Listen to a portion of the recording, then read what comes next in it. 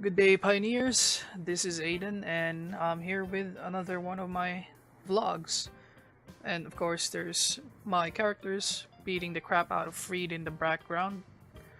Now, people would ask me, what happened? I mean, why am I so active in GE again?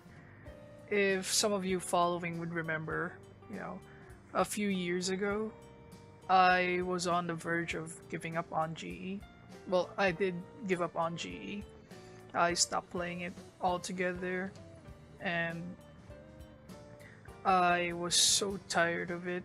It felt repetitive. It felt like a chore. It basically wasn't fun anymore. And the crossroad PvP meta was so stale because it was just use the newest character that's OP. During the time, the OP characters were the invisible ones. That is the worst kind of OP you can get. That time when Jin and Cecil was really OP, that was like the worst time in G in my opinion. Even Naina's Viola Pharaoh does not match Jin and Cecil's OPness when they were released, to be honest. Even Codename L's 2-hit won't match it because there was no counterplay to high damage characters during those time. You would see people running around with 2 Cecils and summon 2 wolves and get easy wins. Now if you see someone run 2 Nainas, I just paralyze them with my double earnest and easy GG. Now, why do I support GEEU so much? Well, I don't get it myself, but it's just that they don't feel like a money grubbing company that makes you want to support them more. You know, it's like when you see someone struggling, or even though they're not struggling, I don't think GEU is struggling. There's just this sense of commitment that you feel when someone is doing good.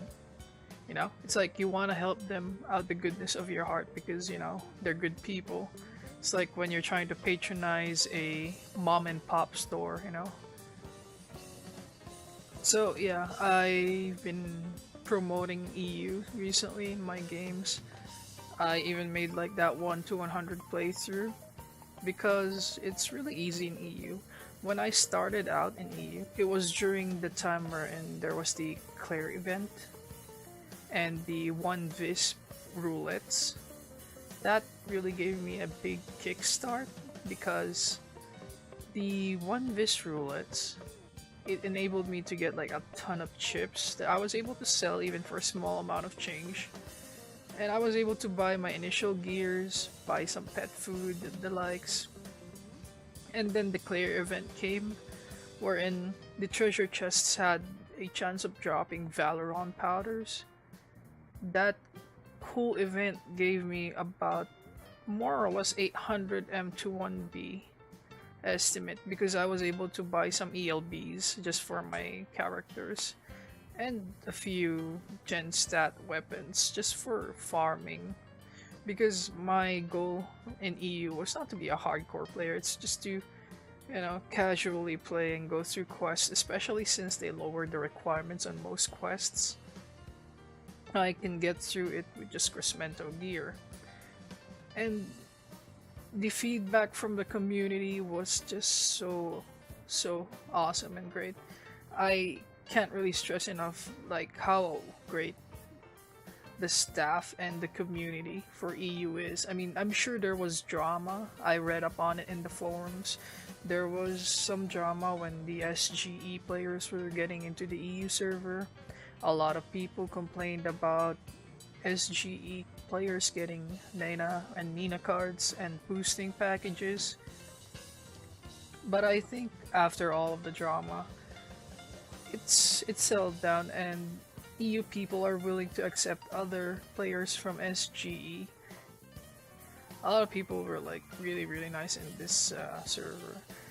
I get random like people telling me that they're happy I'm on the server, they're happy, they like watching the videos. I mean, Back in SGE, I also had people that did say that they enjoy watching my PvPs, but other than that, it's, to be honest, the PvP thing is more of an ego thing, even on my end.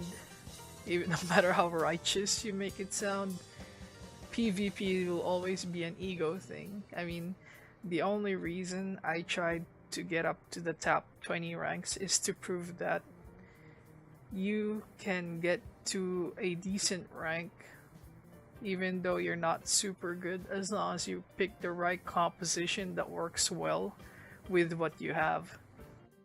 Before I started playing in this server, not much people use Reckless Amelia. I'm pretty sure she was ignored because, you know, why would you use Reckless Amelia when everybody in the top ranks is using shit like Daisy? If you use Reckless Amelia against Daisy, that's like asking to die. But I did it, and I even used a normal scout. I actually prefer normal scout over Amelia, because with my ping, you won't be able to do those invulnerable plays. You can't. I checked my ping versus EU servers, and it's at 300 plus MS. So, you know how it is. But hey, I got to rank 16, even though I get trashed on by people. I got there, and that's basically it. I mean, I'm like the only guy that forced double harness or triple attackers on the server.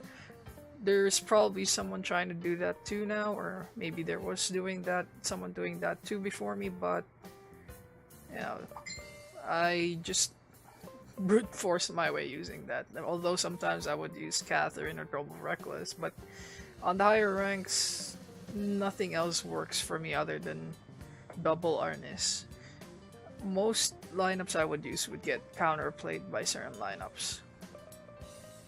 But yeah, right now for me, PvP is stale, but I still have that passion for the game because I don't know, it feels great that I know that I'm helping promote the game that I love, and I'm helping a great, well, not great, well, an awesome staff that's handling the game. For me, it doesn't seem like EU staff are all about the money. Although they do show that, you know, it's still a game that they need to earn from, and there's still the RNG and the gambling aspects in the game. But they're doing it in a discreet way, in a normal way, on how an F2P game should technically be handled, in my opinion. It's not like how SGE killed itself, putting everything in the cash shop. Even microphones were in the cash shop. Now that is horrible, if you ask me. Christ, that was so horrible remembering that. Yes, if you had a lot of mics then that you bought before it was removed from the normal shop and put into the cash shop, you're basically a rich man.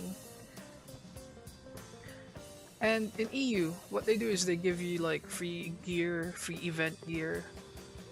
That's if they have like through their events and their boxes and shit. And the cash aspect that they do is like they make you spend on the Valorants, the upgrading and equipment or whatnot. So if you're a hardcore player, you'll be spending on the game, or if you're a rich guy trying to look for a specific character, you'll be spamming boxes like our dear Kuranako, who spammed a lot. I think he's like a bank of his own.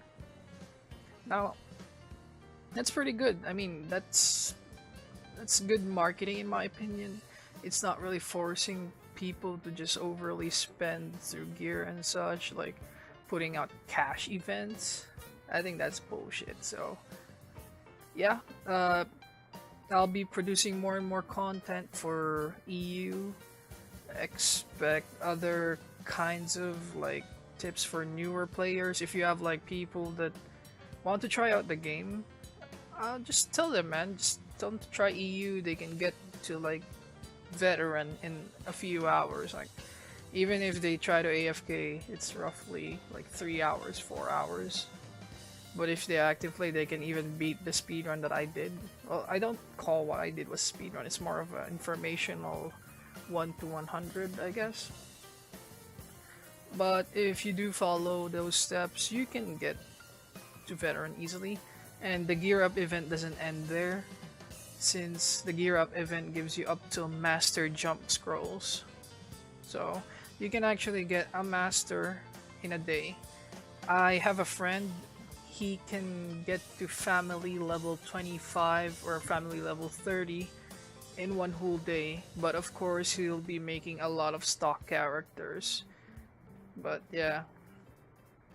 So anyway, that's it for my vlog. Expect more stuff to come out, and I'm planning to make a highlight on Daria when she does come out. I'll try and make one for her. I did promise that. I think she's a, let's say, a colony war or a field PvP character.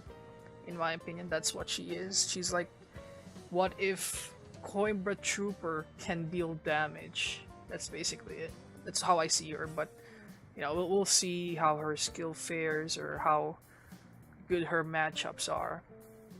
So far, based on what I saw on the Korean website, her story is she got shot by Banshee Natalie in Royal Road or something, and then she got patched up in Armonia, trained with Armonian soldiers, and she got up to a rank where she can use a holy sword. So it's like pseudo Joan of Arc, King Arthur's story. And she was dubbed like Crusader Daria. That's where she got the Crusader Daria name. So yeah, she's gonna go back to Royal Road to face off with Natalie. And from what I remembered, it's like they had like clashing ideas or something. So that's something to look forward to. And I hope to see you all on the next video that I make. Please like and subscribe. Visit Patreon. Just kidding, man. I don't force people to like and subscribe. But yeah, see you on the next video. Thank you for listening. You all have a wonderful day.